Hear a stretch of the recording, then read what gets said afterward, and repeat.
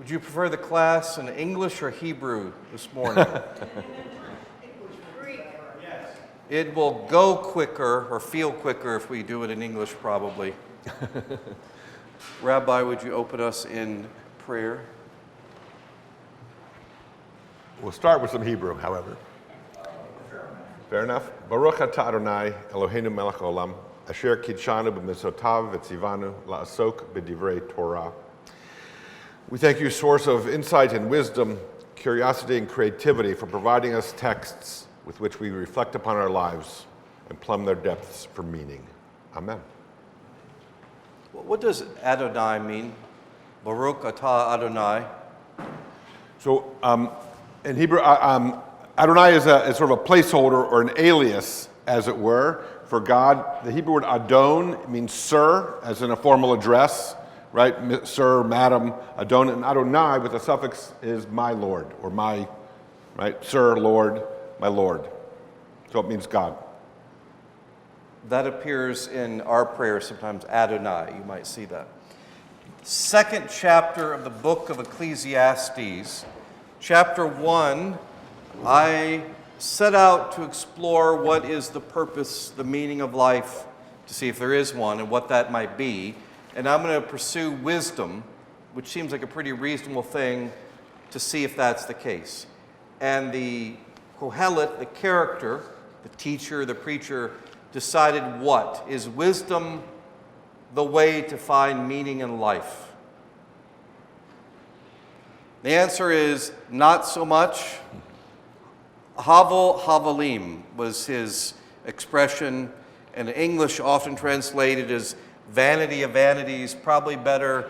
It's just all a puff of wind, a puff of smoke, or as what Aaron said last time, it's the breath you see briefly when you're outside when it's really cold that just disappears. It's as useful or worthless as that. So having decided wisdom is not bad, it just doesn't give you the meaning of life. So then, in chapter 2, he explores another avenue. Question, Rabbi, just because I happen to think of it, is there markings of chapter and verse in the Hebrew Bible? Yes. Yes. Not in the original text, not in the the Torah original scroll. text. That's my real question. Right, not in the original text. So when did that appear? Or what's it for is probably a better question to ask. So we think that the Masoretes, or refer to a Masoretic text of the Bible, in the year about 800, the 9th century or so, I believe, created the system. The way I explain it to bar and bat mitzvah students, and how I'll explain it to you, your home, wherever it is, has a number and a word associated with it, which we call the address. It tells us nothing about the actual dwelling or domicile, anything at all, other than how to locate it, which is what the purpose of your address is. Email addresses are the same. You can be very clever with them, or there may be certain protocols in certain places that assign you an email address, but the only purpose for the address, or for the chapters and verses, is so that we all agree on where we need to find ourselves. Right? So this, chapter 2, is simply a convention for us to say what we're talking about or where we're talking about something, both chapter and verse. And so we, in Christian tradition, adapt a similar version. That basically kept the same numbering system and then have our own, of course, for the New Testament. So in the next part, what we are calling chapter 2 in the book of Ecclesiastes, I said to myself, come now, I will make a test of pleasure. This is PG-13, if this had a movie rating, just FYI. Those watching at home, if you're triggered by such things. I will make a test of pleasure, enjoy yourself. But again, this also is vanity. I said of laughter, it is mad. And of pleasure, what use is it? I search with my mind how to cheer my body with wine, my mind still guiding me with wisdom while drinking, and how to lay hold on folly until I might see what was good for mortals to do under heaven during the last few days of their life. I made great works. This is what's called in the internet flexing. You heard that term? Flexing is kind of bragging and showing off how awesome you are, and people can flex in different ways. So this guy is my least favorite quarterback in the history of the NFL is Tom Brady. I respect him, I just don't like him. But he's won 6 Super Bowls. So he'll walk in, which is more than any team has ever, or as many. So he'll walk in, he's got 6 rings. You know, he didn't have to say anything. He's like, that guy's amazing. That's him flexing. So this is this guy flexing, showing off. I made great works. I built houses and planted vineyards for myself. I made myself gardens and parks and planted in them all kinds of fruit trees. I made myself pools from which to water the forest of growing trees. Forest. I bought male and female slaves and had slaves who were born in my house. I also had great possessions of herds and flocks, more than any who had been before me in Jerusalem. I also gathered for myself silver and gold and the treasures of kings and of provinces. I got singers, men and women, and delights of the flesh and many concubines. So I became great and surpassed all who were before me in Jerusalem. Interjection. He's good with wisdom. I don't think he ever practiced humility as a way of meaning. It's my own addition. Also, my wisdom remained with me. Whatever my eyes desired, I did not keep from them. I kept my heart from no pleasure, for my heart found pleasure in all my toil, and this was my reward for all my toil. Then I considered all that my hands had done and the toil I had spent doing it, and again all was vanity and a chasing after the wind, and there was nothing to be gained under the sun. So I turned to consider wisdom and madness and folly, for what can the one do who comes after the king? Only what has already been done. Then I saw that wisdom excels folly as light excels darkness. The wise have eyes in their head, yet fools walk in darkness. Yet I perceive the same fate befalls all of them. Then I said to myself, what happens to the fool will happen to me also. Why then have I been so very wise? And I said to myself, this also is vanity. For there is no enduring remembrance of the wise or of fools, seeing that in the days to come all will have been long forgotten. How can the wise die just like fools? So I hated life, because what is done under the sun was grievous to me, for all is vanity and a chasing after the wind. I'll stop there for now. Aaron, we just talked about this. Beginning, I said to myself, in Hebrew is lev. What does that mean? I said to myself, the heart.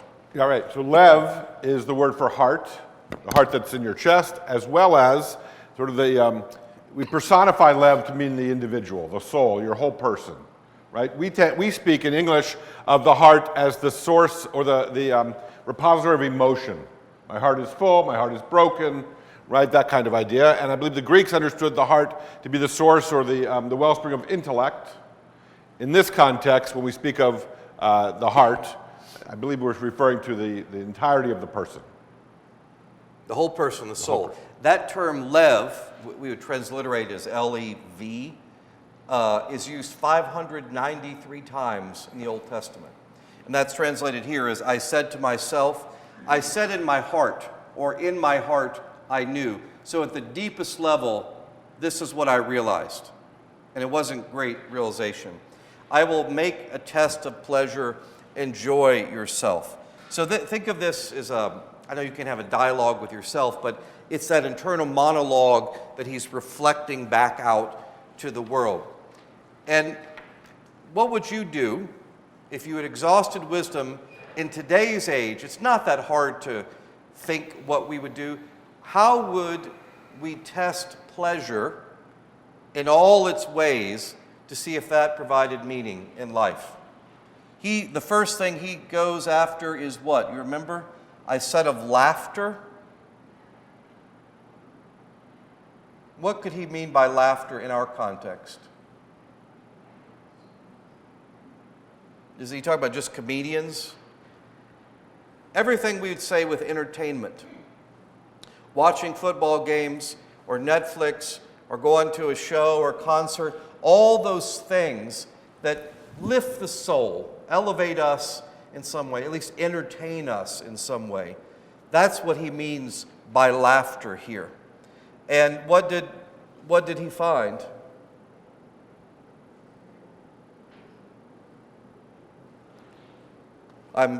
There is no laughter in this room right now. I've killed it with Kohelet. He's not happy.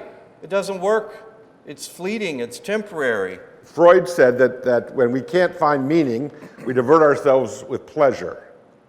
And we know that all of us have had the experience, probably we've tried again and again, that if only I can have this, or only I can be distracted with that, or if only I can experience the sensual experience of fill in the blank, or when I have this, or when I get that right, that will provide me ultimately with pleasure, or the escape from the mundane, or the meaninglessness, or what have you. And we know that briefly it does, but then the blush is off the rose, right? It doesn't actually fulfill. That's it. Pleasure is by nature fleeting, temporary. Correct. And all these things, it's like a drug. You hit the thing and you feel better for a little bit, or at least not as bad for a little bit, but then it passes very quickly. And then often you don't feel as good as you did before. Charles? It's proven by the passing of TikTok. And the point is proven by the passing of TikTok. I will say, I have no comment on that politically, but I will say when it comes to Christian theology, I never say someone has passed, which is a very common thing. I will say somebody has died. And quite simply because our whole faith is based on resurrection. If one dies, it acknowledges, rather than trying to soften it, you can't soften the end of life, yet we try. Dead, so the death of TikTok, which might be resurrected with a 90-day reprieve any day now, we'll see. So I tested it with these pleasure, and all of that was fleeting. I kind of appreciate that Kohelet, the preacher, the teacher, approaches this like you would running, creating a new program. What do you do? Is there anybody that does that at Google in this room? That guy, Nick. How would you create a new software development program or a simple program? Would you just throw it out there, or do you have to, here's what we want to create, so here's the structure for it. These people will write the code. You test the code because there are bugs in it, and you keep trying to refine it to make you what you want to do. Pretty good. Okay, good. And then you refine and refine and refine. That's when you get version 3.187 and so on. And you put it all together and you come up with a product. I love to do this all the time. I run scientific experiments in my garden, here at church, to see, does this work? Does A work better than B? Oh gosh, C is better than both of them. This is not random. He's going as systematically as one could do to test all these various forms of pleasure, which is a really neat experiment if you think about it. And he's doing it as an older man, old enough to accumulate all this wealth. I would say, as I'm about to turn 54, it sounds like a lot of work to go through all this, but yet he does it. So, his own personal happiness sought from various pleasures would be his aim. Notice, too, how many times he uses the word I. It becomes all about me. And one thing that I have learned is that if you make it all about yourself, the chances of you actually becoming happy or finding meaning diminish significantly. Is all of you familiar with the Harvard study on happiness, this long-term study? Any psychologist or psychiatrist in the room that could briefly describe what that Harvard study on happiness is? Is it that we started tracking students at Harvard? It was all males at the time, obviously of a certain class, but this still has a lot of merit. And they tracked them for years and years and years. And many people who went to Harvard back in the day still went on to achieve great things. They were in government, or they're in business, or medicine, or law, or whatever, and they achieved all these things.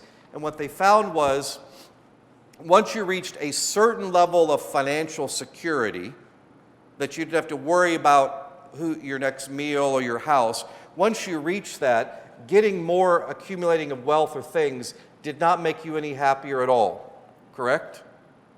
And those, not a shocker at all, if you've ever lived and thought about it, having lives that were usually being in some type of family relationship and having children or having hobbies or having friends, those simple things were much more a clearer indicator of happiness than getting stuff or having achievements. Those were nice, but that was just, you say in New Orleans, lagniappe, a little extra thrown on top. But the real meaning of it was the relationships you built that were meaningful with other people was a far better indicator of happiness than this list of pleasures or achievements. Was that a very simple but fair description? And this guy, Kohelet, is doing something similar. And he keeps finding, gosh, all these things I do aren't really that great. I would also point out, this is something that may not be obvious to you, probably right now in this room, we are closer to this writer Kohelet, or the character I should say, than anybody else in the history of the world. That we have enough money and freedom and that you might have a car or you have a job or you at least have enough. You don't have to worry about your next meal and you're safe and clean and warm and so on, that you can think about the meaning of life. If you are a servant or a slave, yeah, that would be a really nice thing to think about when I'm not being beaten or owned by somebody. Or if I'm a farmer, for example, working every day of the week, all my entire life just to make ends meet, you can't think about, let's do a scientific experiment with all these things. You got to feed the chickens and collect the eggs and make sure your kids' teeth are brushed and so on. So this, we, having the benefits of modern, postmodern society, can think about this in a way that almost nobody in the history of the world, unless you're royalty, could ever think of before. And yet, we're no happier in this generation than were earlier generations. We're more comfortable, we live longer perhaps, we eat better food, and we live in more sumptuous circumstances than did generations before. But the TVs are bigger. TVs Our are internet bigger. connection. Do you remember 56K dial-up modems? Oh my God. And now everybody has gig, and Right. it's not any better. It doesn't satisfy the soul to any greater degree, right? It doesn't make the relationships between generations in your family, doesn't improve them. It doesn't make the marital bed more intimate. It doesn't give you greater peace of mind because the internet connection is faster or you have the ability to jump on a plane and go anywhere in the world by this time tomorrow. It turns out that the plaint that the author here, Kohelet, is putting before us is still very much with us, right? We haven't been able to escape that existential reality. Well, it's so fundamental to the human experience. I don't know if anybody's familiar with John Kabat-Zinn in his expression, wherever you go, there you are. Right. Whatever, and sometimes we use that to talk about the individual, but I think it applies just as much to humanity. Can you repeat that? Yep, I'll repeat it. Zinn is the John Kabat-Zinn. John Kabat-Zinn suggests, I'm going to try to paraphrase, that the problem we have is that wherever we go, there we are, and that's the rub, right? You want to say more? Sure, through time, through generations, like, sure, okay, so Maslow's pyramid. What we're saying is that, okay, we've met that base level of need. Everyone has enough to eat, everyone has a place to sleep, I mean, In this room. Yeah, in this room. in this room. And that frees us up to be able to look at relationships and think about how we can self-actualize. But there's kind of this inflection point where when you don't have that security, you can't possibly reach that.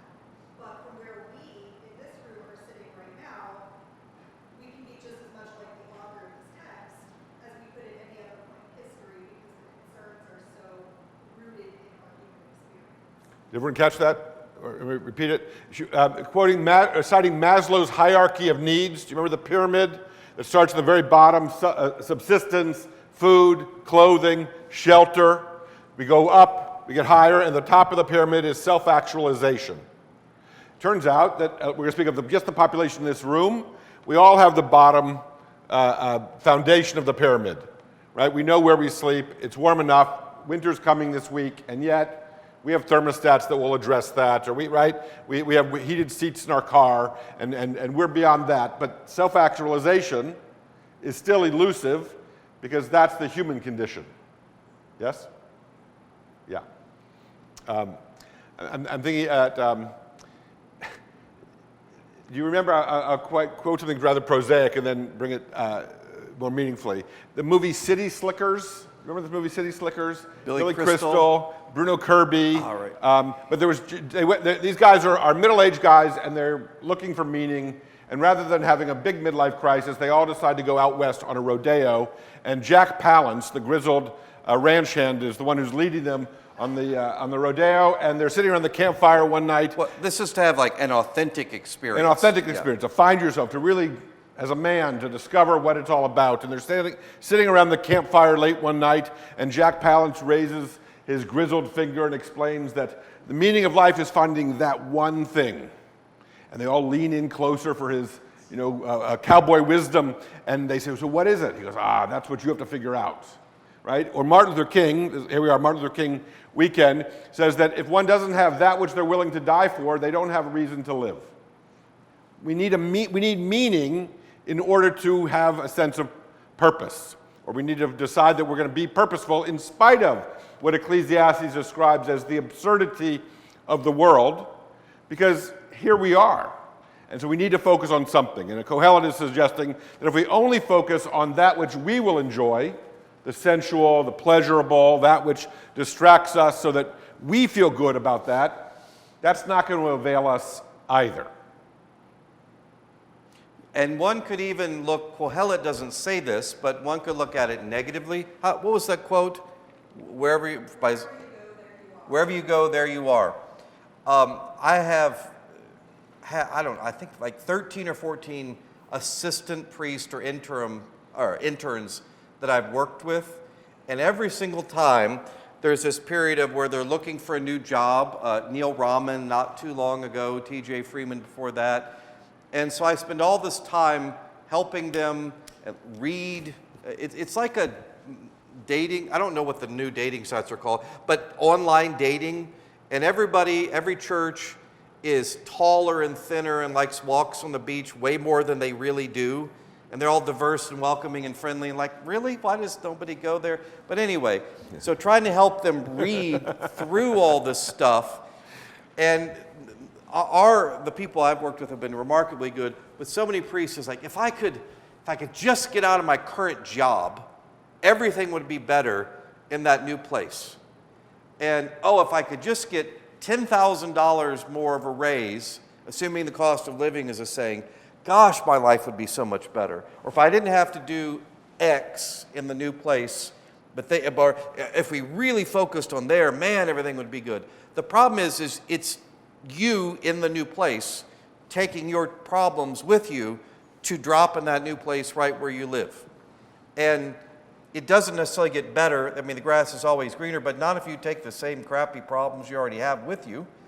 But that's not an obvious thing that maybe it is in therapy that I am unaware of. I just find that as a priest all the time that we are, everybody's blind to that I am, is it true that most people view themselves as smarter, kinder, more generous than the average person?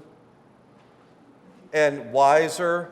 I mean, everybody in this room, of course, is above average in looks and intelligence and faithfulness. How about generosity to church and so on? And we feel that way, but yet it becomes harder to be introspective. And our culture at the moment in time discourages us from doing that. The problems are external with the world. And I'm not saying there aren't racism and sexism, there absolutely are. But it often causes us not to look inside for what we may not be perfect, that we take our problems with us, or we look to these other things for pleasure or meaning or whatever it is and find them coming up empty. So Kohelet doesn't say all that. That's a contemporary context to add in. Alison?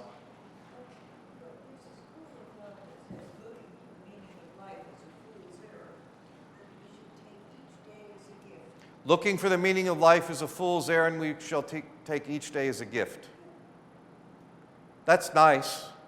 I don't agree with that. I think that's wonderful 12-step theology, which 12-step theology is an adaptation of Christianity. I don't know if you all know that. And the spiritual godfather of Alcoholics Anonymous, kind of the granddaddy of AA, was later, after the founding, the rector, Sam Shoemaker of Calvary Church. And essentially, it's Christianity with some of the particulars stripped off, which is a really wonderful thing. Let me rephrase that. I don't disagree with that, but I very much think it's missing a key component. And the key component is, what are you willing to die for? Then you have something to live for. In AA, my understanding is, when a person recognizes she's an alcoholic, you've already recognized the death that occurs. You recognize, I'm powerless to defeat this enemy, this disease, and I need external help, a higher power, God, Jesus, whatever, to help me for today not to drink. Today I choose to be sober. Is that? But yes, but I think, Alison, you're echoing what Kohelet is suggesting, right? That what we have is right in front of us. And so if we can appreciate this moment, this cup of coffee, this conversation, this is the day the Lord hath made, let us rejoice and be glad in it, right? There are troubles all around. Ski the snow in front of you. Or Voltaire speaks about tending your own garden patch, right? You can build all the things you want, but at the end of the day, take pleasure in what's right here. That's Kohelet. It's not complete. Proverbs, Job, the rest of religion has much to contribute. Enjoy and say those simple things when you can. Because the next thing he gets, what's the next path of pleasure to wisdom he gets to? Wine, partying. We would add basically every type of drug, prescription, or legal or illegal, alcohol being a big one. And what does he find? Is there great pleasure, or better yet, is there meaning of life found in inebriating oneself?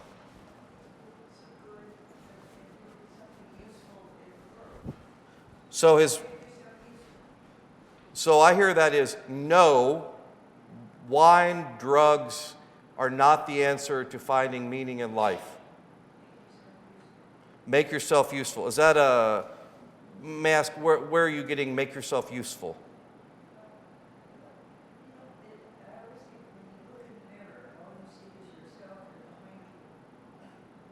That's interesting. When you look in the mirror, all you see is yourself and behind you.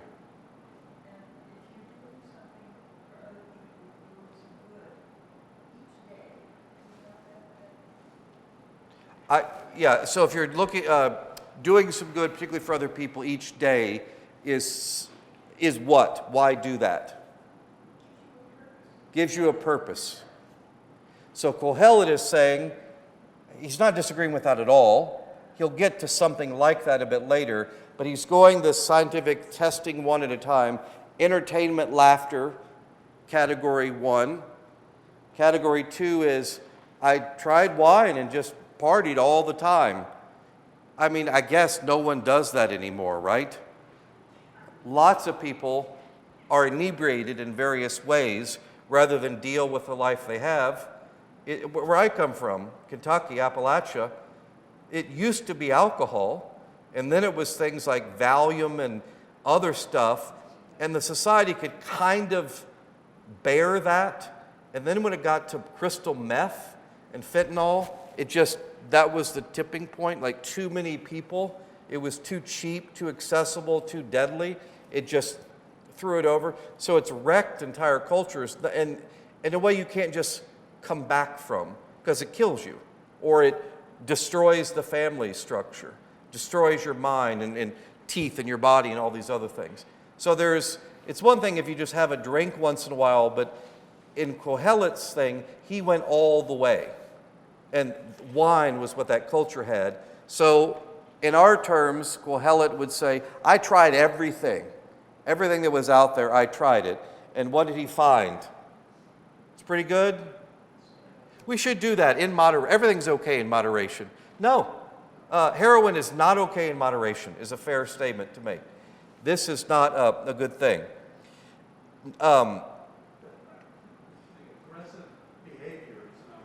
Aggressive behavior is not good also. I laid hold of all these things to see what was good for mortals for the few days of their life. He goes back to this, not assuming we're going to live 70, 80 years, but everything's life is brutish and short. So I'm trying these things, and even that is worthless. It's all havalim. And then he turns to, which I find very interesting, I made great works.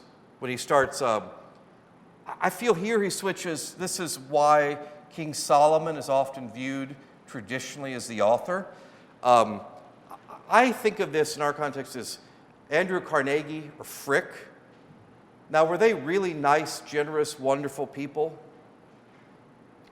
They did some good stuff, but probably they're not great human beings, and they're making up for it in museums and libraries because their playgrounds flooded and killed people, and then they made people work all the time, and it was rough. I'm not judging them, but it's more observing. But we view them as they had a gazillion dollars. They were the mega titans of their day. And this guy is making a similar claim. Of everybody in the city, I was the richest. So I build great houses, not house, but houses. I'll just tell a brief story.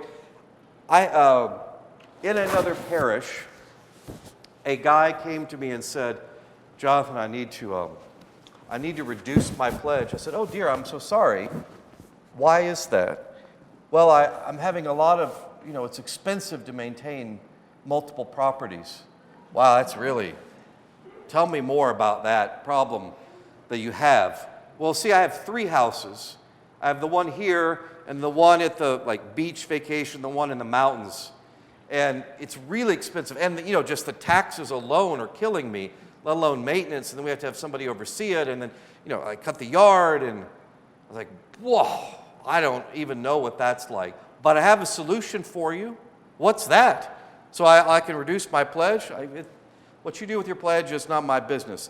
But if you're bringing it up to me as an excuse why you can't give me the church, one of the houses. I will sell it, use all the money for the church, and then it's off your hands. You don't have to worry about it. You have to think about it again. Just hand me the deed, problem solved. Because the comment we were making earlier, if I could just get this new job, if I could just get $10,000, I've had that conversation from the older end now. I remember thinking about it, wow, this raise in this new job, it pays this much. But then I'll just get a slightly nicer car, or I buy a new couch, or you take a slightly better vacation, or get better food, or you drink better wine, or it eats it up almost immediately, and then it doesn't feel like you got anything at all, and you're exactly where you were just before that. So having houses becomes something, I think, metaphorical of, I want this house to bring me pleasure, but in fact, it's just more stuff to take care of. And if you've ever had a boat, it's just pouring money down a hole all the time. Oh, we got to go out 3 times this year, and it cost us $50,000 to fix it and store it and so on and on. Is somebody thinking about buying a boat and just, okay, I see the conversations happening. Sorry to meddle there. Houses. And then I planted vineyards. Why do you plant a vineyard? To have wine. Not just to drink for himself. Think of it in today's terms. I'm planting vineyards so I can make wine, so I can drink myself, I can have parties, I can bring friends over to my multiple houses. But, a vineyard, what does a vineyard need? Water and sun and land and people to tend the vineyard and pick the grapes and smash them and people to make the wine. That's all this more stuff. And then I got gardens and parks and fruit trees and all this, every single one of those it's an asset, but it's also an expense. And you don't even know what you have after it long. So then what do you need if you've got all these trees and parks? I developed pools of water. Remember, in a desert. I had pools of water because you need something to water all these trees and vineyards he's got going. So I needed, I developed the steel mills, and then I developed the railroads, but I needed the coal, the coke, and then I needed these raw materials. And it becomes this giant thing, and who's really the boss, the stuff or you? And I created a great estate, and then I had my own slaves, but then I had to get more to take care of all this stuff. And everybody was so terribly impressed. There's a wonderful, from 1 Kings, when the Queen of Sheba perceived all the wisdom of Solomon. Notice how two ideas are conflated. The wisdom of Solomon and Solomon's extreme riches. I think we often do that. People who are rich come across as smarter than they might objectively be. People that are better looking, people that are taller, people that are this or that category become more appealing without any objectivity to it.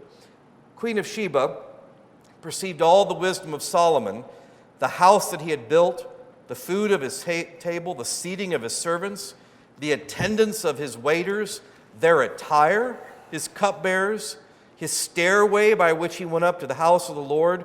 And when she saw all of this, there was no more spirit in her. She was sad, being impressed with all this. Then she said to the king, "It was a true report which I heard in my own land about your words and your wisdom. Nevertheless, I did not believe the reports until I came and my eyes had seen it. And behold, the half was not told me."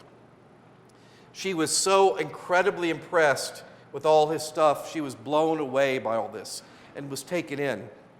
And that's part of what he's doing, is trying to impress the heck out of everybody. Because if there's no no substance, they could be taken in by all his staircases and slaves and all the rest of that stuff. Two thoughts. One, you mentioned kind of staircases. You remember in the play Fiddler on the Roof, when Tevye is imagining and singing the song, "If I Were a Rich Man," I'd have one staircase going up and a completely another one coming down, right? I'm thinking that William Sloane Coffin would often preach about the fact that we can't fill the hole in our soul with all of these baubles and riches, homes and boats and whatever else we might purchase thinking it'll make us happy or satisfy us if there's a hole in our soul. That we fill that with perhaps something that's more purposeful or outwardly directed. We don't want to look too far because that too ultimately is vanity. We know, think about not meant to be political, but those who invested in a certain political agenda, the administration turns and those gains may be washed away, right? And they may say, well, then it's all futile. What was the point in any case? And we could ask that, as Kohelet is asking that, about each of our respective experiences, and yet, wherever we go, here we are, and it's our responsibility to self, if no one else, to do something that gives a sense of purpose and meaning in the moment. What he's obviously lifting up is that pleasure or material possessions, won't avail you for very long. Charles, did you want to? It all seems to have to do with an identification of need. And needs are as varied as people are varied. Reminds me of a cartoon from the New Yorker about 40 or 50 years ago. And it's a man sitting at a large desk with nothing on it, with a telephone and maybe a pen set. And he's got big, thick glasses, and he's screaming into the telephone. And he says, "Now look here, damn it, I had dial-a-prayer, and some idiot cut me off." Now, he had a need, and he was trying to fulfill that need Right. by talking to this person. And that's what all of this is about. Right. That's right. And Kohelet goes on, all these tests of pleasure about slaves and herds and flocks, which is another sign of wealth, singers, entertainers, all the concubines, like I tried it all. And part of the lesson for us is, while we are relatively, compared to everybody else in the history of the world, well off, we're not that well off. So he's showing us, I'm the extreme case, Kohelet. If you're going to try to satisfy your needs with some men or women or with drugs or with trying to have nicer stuff, don't bother. I have done it way better than you have. I tried it as far as you could go, and it's all meaningless. I tried it so you don't have to. I tried it so you don't have to. You're welcome, everybody. The other way I think to appreciate this is that I'm not sure how varied our needs are. I think our needs are pretty basic, and we could put them on one half of one side of a 3x5 card, as my dad used to say, sort of in a nutshell, or while standing on one foot. Our desires, however, they're ours respectively, even though there's obviously overlap in a general way, which is why we appreciate that enumerating all the things that this author has done, we see ourselves in it also, right? Because we know what it is to desire this and believe that if we only have this, or if I can only convince this person to share themselves with me, or if I can only get this raise, or whatever. I had a professor in rabbinical school, Alvin Reines was his name, and he spoke of religion being a means of addressing what he called the conflict of finitude. And the conflict of finitude is the idea that in every respect of our human experience, we're finite, except with regard to our desire. And that's infinite. Our reach exceeds our grasp, and as a result, we're frustrated an enormous amount of the time.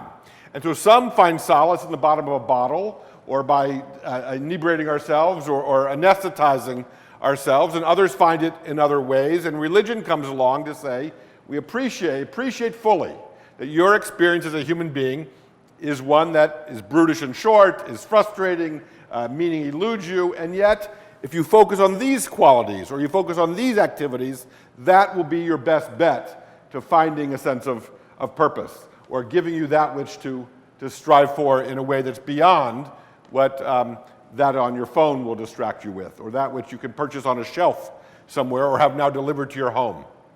Yeah? So the conflict of finitude is the idea that we try to escape the fact that ultimately, physically, financially, our experience is limited. I mean, even the wealthiest are continuing to want to earn more money to keep ahead or to use that as a marker. But there's no reason to believe, let me try to disabuse you of the idea that those on the Forbes 500 list, the wealthiest people, are any happier. Their lives may be more convenient or maybe more complicated because of what money provides, or all these various houses that have to be maintained. But to resolve that conflict, that we want more than we have, whatever that is, another day, another dollar, being able to run that much faster or last that much longer, whatever it may be, that's the conflict that we're trying as human beings to resolve.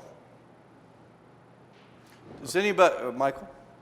What you say about the notion of finitude resonates with me. Throughout these first two chapters, the phrase "under the sun" is constantly repeated, and I take that to suggest that mortal life, as we know it, finite life, vanity is part of that. But is mortal life all the only way of looking at time, or is the phrase "under the sun" suggesting that there is another dimension of time that is not finite, that is eternal, and that if you were to get out of a finite time, there might be an answer in that?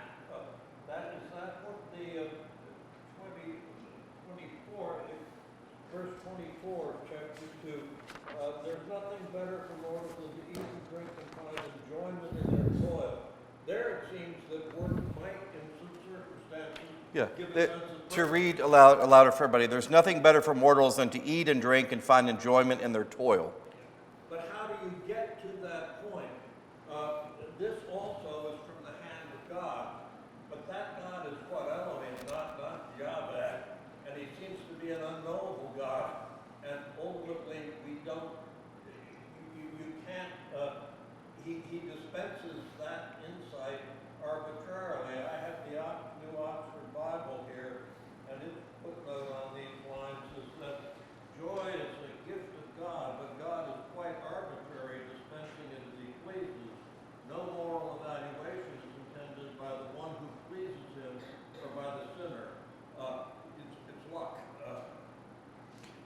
Aaron talked about that quite a bit last week. That particular section you're talking about, there's nothing better for mortals than to eat and drink and find enjoyment.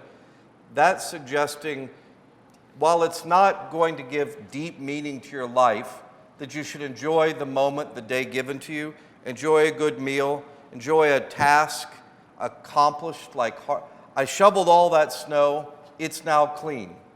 There's some simple pleasure in doing that. It's snowing again. I felt good at the time for 5 minutes when it happened.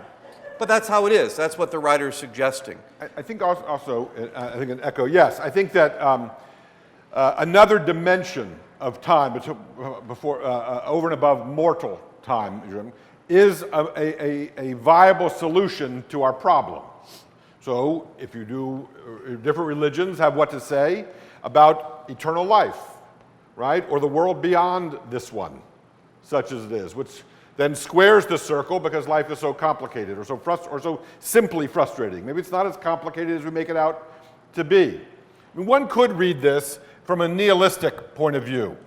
That is to say, there's no reason to tell anybody you care about what your emotions are. You don't need to tell anybody you love them. It's not going to make their life longer. It's not going to elongate your life. You can dispense with it. Everyone's going to die soon enough anyway. It's just a number of how many more sunrises and sunsets you get. Or you can decide that in this moment, I'm going to do something that feels meaningful.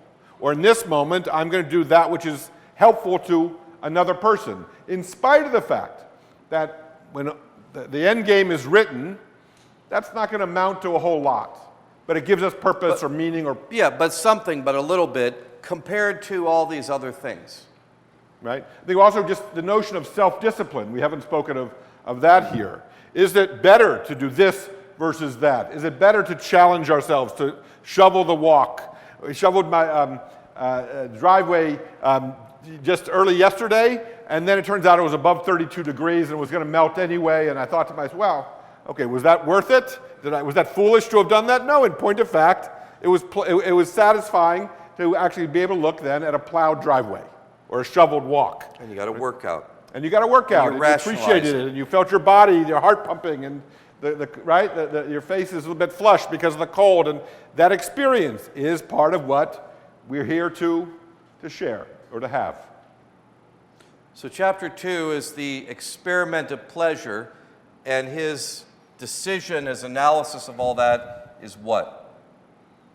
All that too is Havel Havalim, chasing the wind, worth nothing.